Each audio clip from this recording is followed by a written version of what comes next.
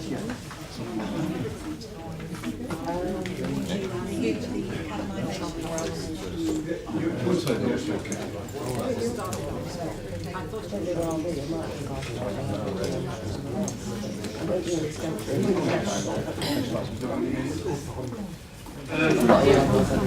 afternoon, everybody. We're going to make a start on the agenda.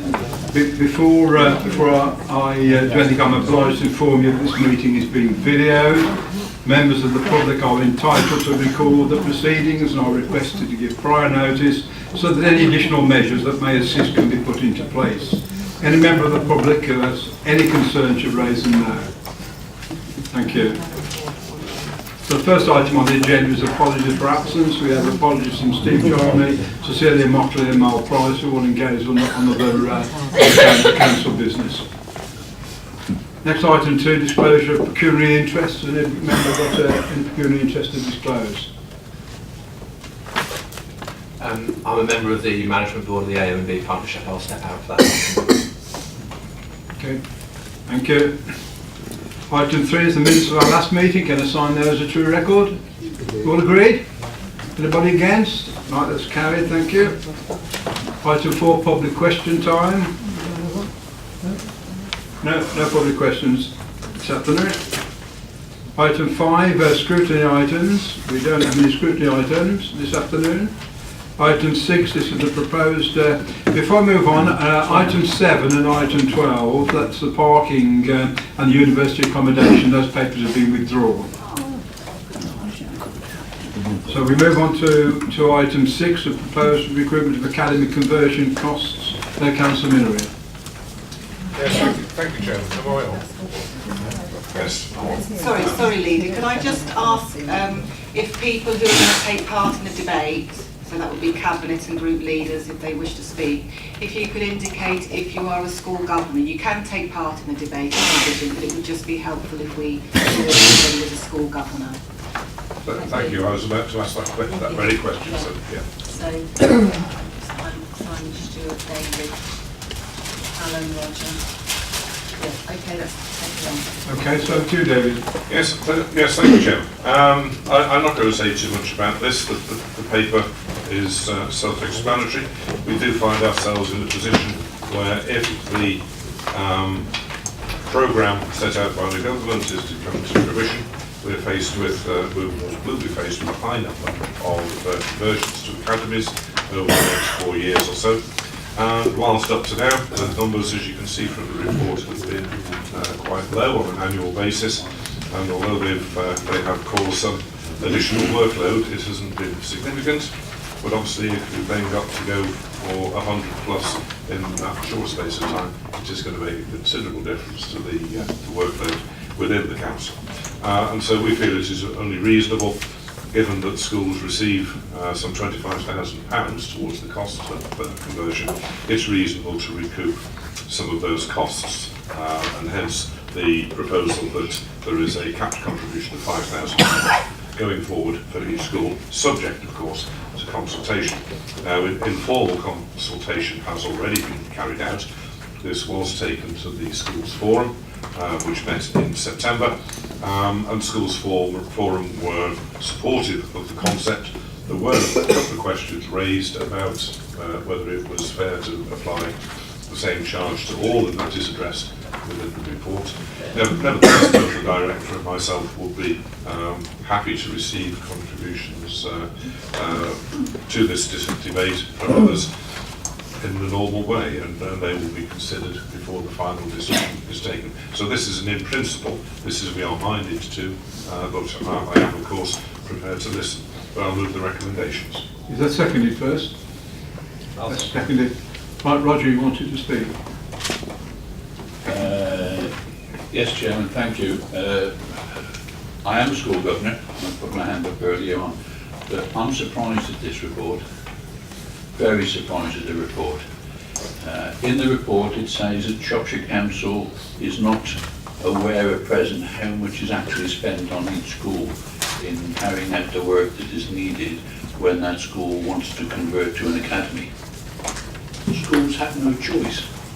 They are having to become an academy It is a policy set down by the government. I'm not in favour of academies, but the schools I'm involved with are having to look at becoming academies. They're getting £25,000 off the government, which in many cases will not cover the cost that school incurs in becoming an academy. And Shropshire Council is just grabbing a portion of it. We're taking money away from schools, away from education. And I thought we all supported education. There are different types of schools. Secondaries are nearly always the same. There may be a lot of work involved in the secondary, but for primary schools, the amount of work involved is much less. There are church schools, there are church-aided schools, local authority schools. In a church-aided school, both the buildings and the land belongs to the diocese. It doesn't belong to the local authority. In a church school, the buildings belong to the local authority, the land belongs to the diocese. A local authority school, everything belongs to the local authority at present. So there is different amounts of work. Very, very different amounts of work. I'm disappointed in 2.2, and I know what the cabinet member says about there may be some alterations that have been made in. However, we, the members, will not be able to challenge the decisions that are made. A good example is a transport charge for the over 16s, which has been raised to over £800 by the corporate director in consultation with the cabinet member, and it can't be scrutinised, can't be called in, can't be looked at. What is being proposed now is that this charge to convert to an academy will be agreed between the cabinet member and the director, and there can't be any challenge from anybody to do it, because it is not a decision by the council, it's a delegated one. And as I say, grabbing money from our schools, I don't agree with. If we look at what our schools get at present in Shropshire, 4,400, just a little bit over.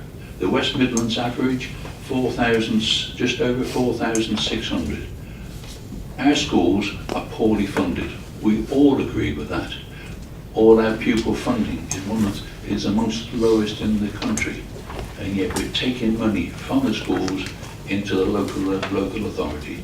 Totally wrong.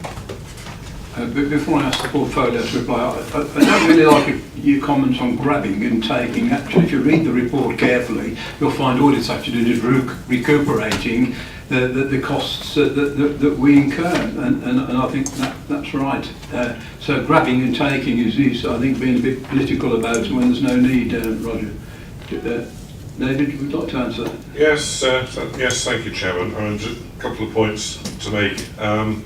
I can only repeat what I said earlier about this matter has been raised at the schools forum. The schools that were present at that forum, some of which were academies, the heads of those schools were quite clear that the £25,000 had been adequate, and in fact more than adequate. And the suspicion amongst the schools is that the solicitors that are being engaged to do this work are actually, they know exactly how much is being received, and therefore that's what they're charging. In terms of the schools that happen to be church schools or whatever it is, they in fact are far more complicated to deal with than the ones that are entirely ours. If you've got a situation where the land belongs to one body and the building belongs to another, that's infinitely more complicated, requires far much more time. So my view is that this £5,000 is a reasonable figure. Certainly Schools Forum was supportive of that, but it isn't a closed book. I am prepared to listen. As far as the allocation is concerned, Roger, I think you're going off in a different direction totally. This is not to do with that. This is about safeguarding the interests of this authority, making sure that this authority isn't having to pay unduly for something that it is not in control of. I've got two members, I'm going to let them speak, but only the two. Can you first start? Yeah.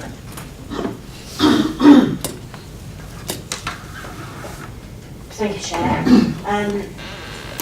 For me, this paper really highlights the chaos of the national education planning at the moment.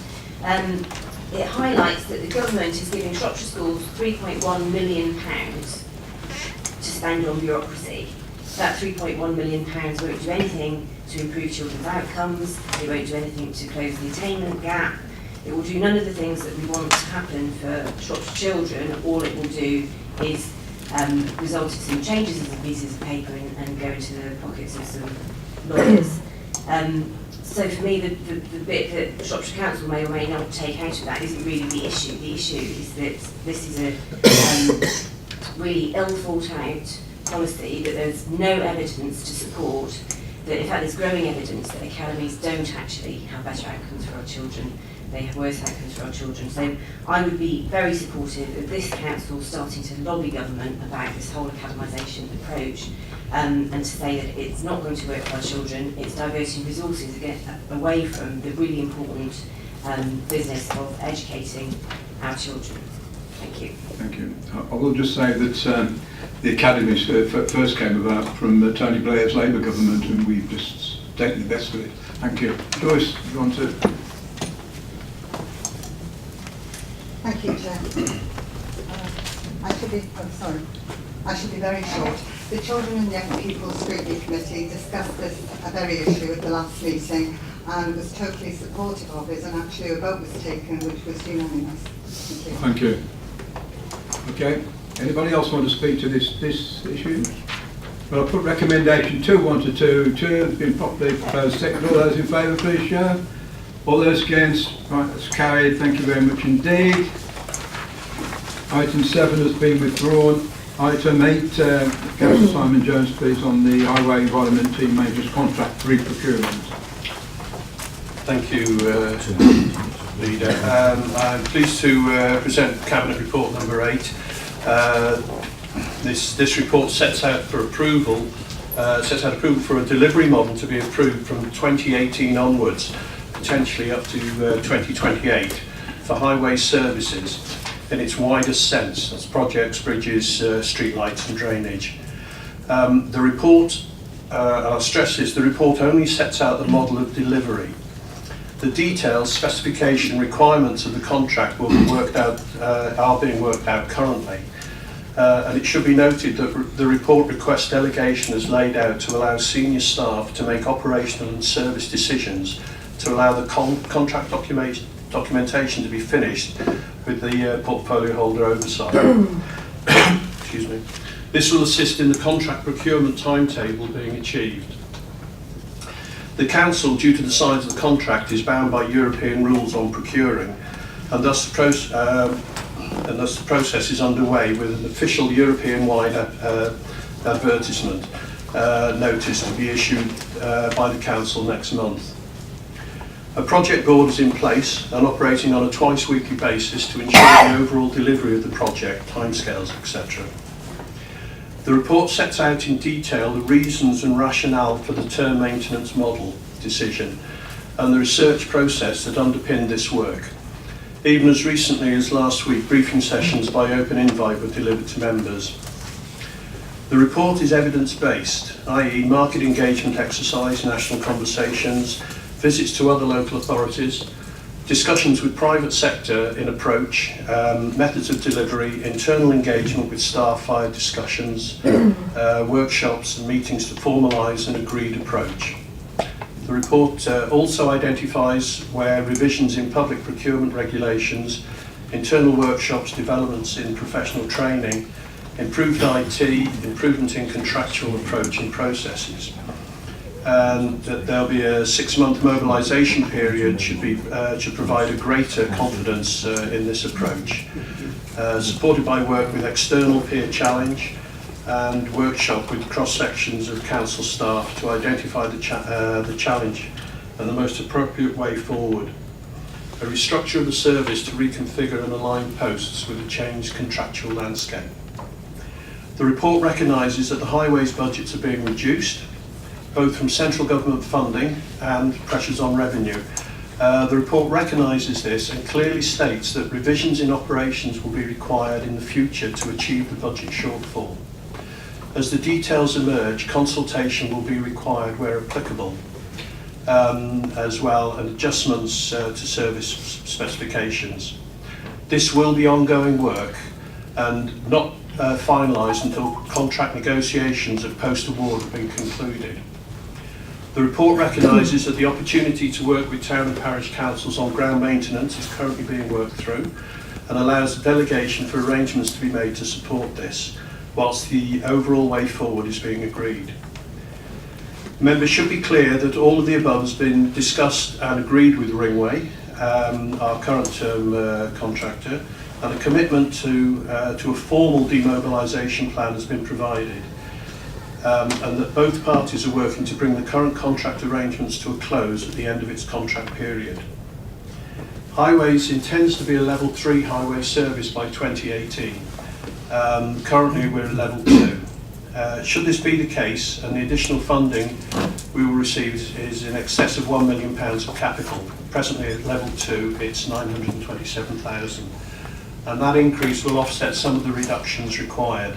However, we are in a tender environment, and until the tenders are opened and discussions concluded, the final details of any contract can't be confirmed. Present the report. Thank you. Is that seconded? Yes, I'll say. Seconded. Roger, you speak to that? Yes, thank you, Chairman. I sympathise with some of what the report says, but I was surprised the Cabinet member said he was pleased to bring the report. I think I would present the report with regret, especially what it says in 2.3, when it talks about lower standards, lower specifications, and some services having to be stopped. It's regrettable that that is going to have to be done. I also notice in 3.2 where we, this council, is using reserves to deliver the service this year, and reserves will be considered for 17-18 over the coming months. Be interested to see how much reserves we have to use for it.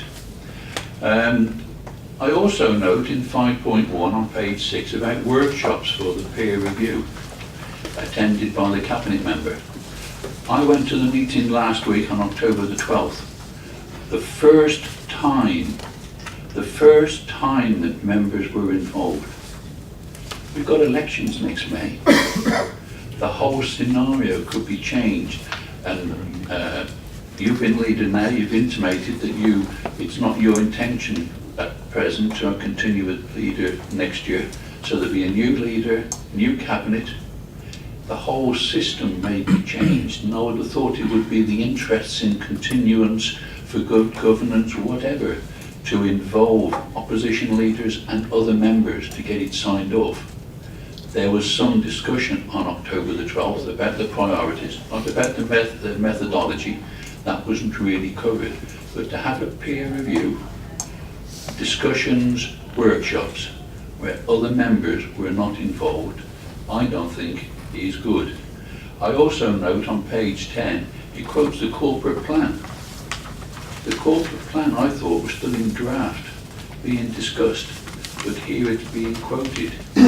But as I say, I'm amazed at it being done, and also I note on the timeline for May 2017, it is evaluate tenders, interview leading tenderers. There's also parish and town council elections. I'm not sure what they will want to sign up to post next May. So we are in a land of changing, real change maybe, I don't know. But to say that we're going ahead with this, and I recognise the timescales that have to be done, but I think there needs to be a lot more cross-party working and involvement. I don't think we can hold up the way we proceed down the council, because any further elections come, the work must continue. And I've told you before, Roger, you know, I know we're coming up to election time, the silly season where people say things to get headlines and to progress their own political ambitions. But I've always said my door is always open. If you've got these kind of concerns, why don't you come and see me about them? I mean, I've told you that several times. I'm happy to talk to you anytime. Come and see me if you've got concerns, then we can talk these kind of things through, but you don't. You never come. Can I come back, Jim? I didn't know until October the 12th peer reviews had been carried out.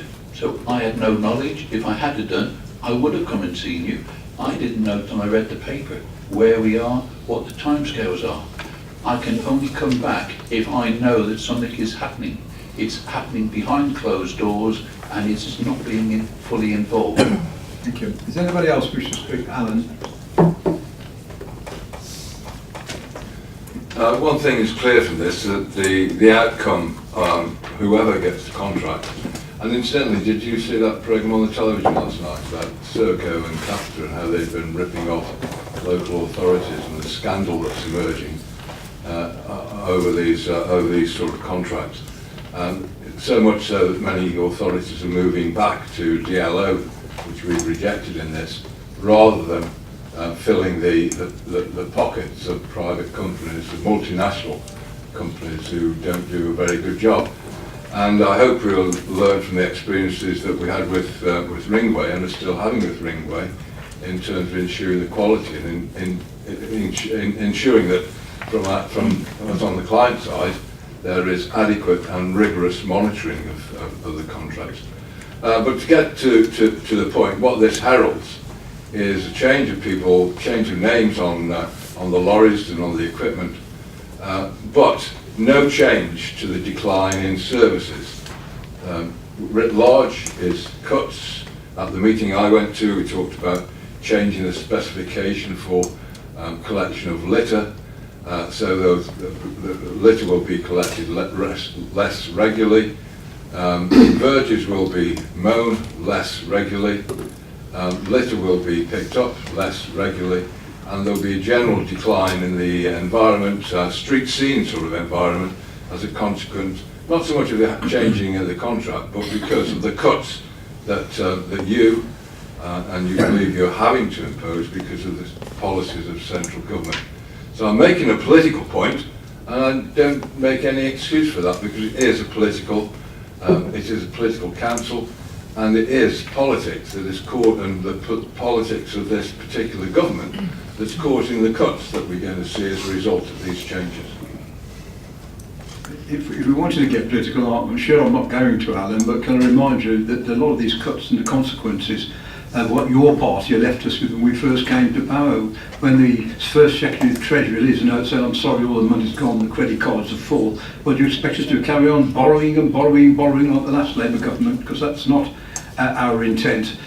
We're trying to be responsible about the way we do with the budget. We don't want to make a lot of these cuts, and I do agree they're necessary because we've got to sort those kind of problems out. But what we are saying, we're trying to manage those to the best of our abilities. And it's very easy to criticise things when you have no responsibility whatsoever for finding the money to actually redress that situation in the budget. We have that responsibility, so we have to do some of these things. Thank you. Anybody else want to talk to this? Sorry, Matt. Yeah.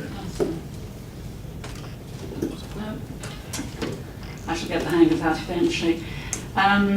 Just to say, Chairman, that I'm encouraged that what we in the rural areas call the Langston scheme is firmly embedded in this, because I do believe that that's one of the best values for money that has been through the Ringway contract. I certainly think that the Ringway contract has been a very sharp learning curve for everybody, because at its start it wasn't at its best, and that's the politest phrase I can find to say about it.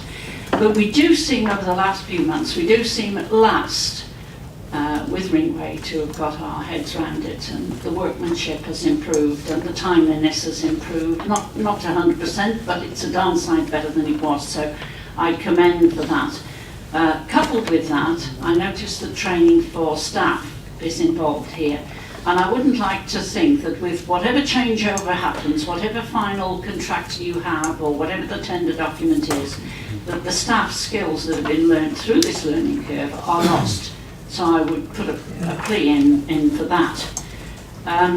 It's interesting that 90% of the insurance claims, and there must be a lot from the rural areas, I'm quite sure, are refused, and I get those comments made to me fairly frequently, and you know, we are where we are. You've got to prove that it was actually that particular pothole or whatever it is that caused your tyres to explode.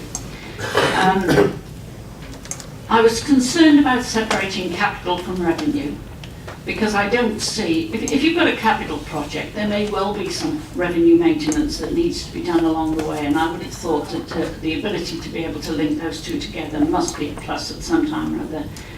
The only other thing that really struck me, and I would have hoped that we would have escaped this, bearing in mind the referenda that we've just had, that we've got to go out to EU procurement, and I do find that absolutely unacceptable, bearing in mind that this won't come into being until 2018. Thank you, Chair. Because things might change between now and then, mightn't they? So. All the time. Thanks for that, Midge. Anybody else want to talk to this paper? No, then I'm going to move recommendation. It's been moved 2-1 to 2-5, seconded. All those in favour? Please show. Anybody against? Right, that is carried. Thank you. So we now move on to item 9. This is the proposals for the future Commission of Youth Activities. Councillor Millery. Yes, thank you, Chairman. I'm going to start with a short apology to colleagues because I'm not going to be moving the recommendations that are contained within the report, and I'll explain to you why not. You may or may not know, I don't know, but I was hospitalised, fortunately something minor, a few weeks ago, and I was out of action for about 2 weeks. During that time, this report was due for confirmation. It passed me by before, or at least the deadline passed me by before I was back in action, so I was unable to comment on it. I have spoken to the Director this morning about what I have in mind for this particular service. He's quite happy for me to propose what I am going to propose, and that is, Leader, that this matter actually not be determined today, that the topic be referred to the Appropriate Scrutiny Committee, which is Children and Young People, and I see the Chair is here, and she may wish to comment. I fully accept and understand that it has been through that committee previously, but I also ask members to consider that this was under a different regime. I've taken over responsibility for this, and the direction of travel now is not one that is totally supported by myself, because I happen to believe that there are opportunities out there to continue to deliver this service using partners, partner organisations, and that has not been pursued to the extent that I would wish it to be. And I've already taken soundings from 1 or 2 people, and I do think there are possibilities there for bringing in additional funds from outside, which would enable us to maintain the current provision at existing levels. So what I'm actually proposing today, Chairman, is that this matter be referred to the Children and Young People Scrutiny Committee with a request that they create a task and finish group, and that task and finish group to speak to our partners, the Police Crime Commissioner, the Probation Service, Education, to see what sort of shared offer can be made available going forward, and that in the meantime we continue the funding at the present level. Right, is that seconded? That's seconded, okay. Roger, you want to speak to that? I don't think so, Chairman, as it's being deferred. I was going to speak and then have to leave the room because I'm treasurer for a local youth club, but I recognise it's being deferred, and I actually welcome that it can be looked at by scrutiny and actually try and find a better way forward. Young people are our future. We need to invest in them. And the scrutiny chair has indicated to me that she's quite happy to take. Yeah. So yeah, I'll come back again, but I note it and welcome it. Okay. Anybody else want to speak to that? Alan? Well, I was going to speak at length on this, but I won't now, but look forward to speaking at length of the scrutiny panel. Well done. Okay, so the speakers, all those in favour of that proposition, please show. Is anybody against? Right, that's clearly carried, thank you. We now come on to item 10, the Shropshire Hills Outstanding Natural Beauty, Councillor Stuart West. Yes, thank you, Leader. This report sets out the business case for the future structure of the Shropshire Hills Area of Outstanding Natural Beauty organisation as an independent conservation board. The Shropshire Hills AONB is largely within Shropshire Council's administrative area, a small area of 0.6% sitting with Telford and Wrekin. The Shropshire Hills is a relatively large AONB governed by a strong partnership and supported by active staff. The creation of a conservation board is achieved through a statutory instrument laid before both Houses of Parliament. This process is led by DEFRA who both make the final decision and provide the main AONB funding. Following the agreement of both councils to the business case, the two councils must write jointly to DEFRA to formally request them to initiate the creation of a conservation board. I would point out that there has been a lot of discussion on this. Cecilia Motley, her colleague David Turner, and also cross-party with Heather. So the recommendations in front of Cabinet, subject to the satisfactory conclusion of all necessary due diligence work, one, to support the proposals to create an independent conservation board as a new structure for the management of the Shropshire Hills AONB, to delegate authority to the Director of Places and Enterprise to make a joint formal application with Telford and Wrekin through the AONB partnership to DEFRA, requesting that DEFRA draft parliamentary establishment order required under the Countryside Rights of Way Act 2000 to create a new conservation board. 3, to delegate authority to the Director of Places and Enterprise and the Head of Finance, Governance and Assurance to progress practical, legal, board composition, financial and other formalities in consultation with the respective portfolio holders, and finally to receive a further report subsequent to DEFRA's informal consultation with stakeholders and all necessary due diligence work and formalities, with further reports as appropriate before the finalisation of the legal order confirming the creation of a conservation board. I so move the recommendations. So seconded, sir. David, did you want to? You don't want to speak to that, okay? So anyone wants to speak to this? We've got recommendations 1 to 4. All those in favour, please show. Anybody against? That's carried. Thank you very much indeed. Item 11 on the agenda is to exclude the press and public. Can I have a mover? Move. Seconded. All those in favour?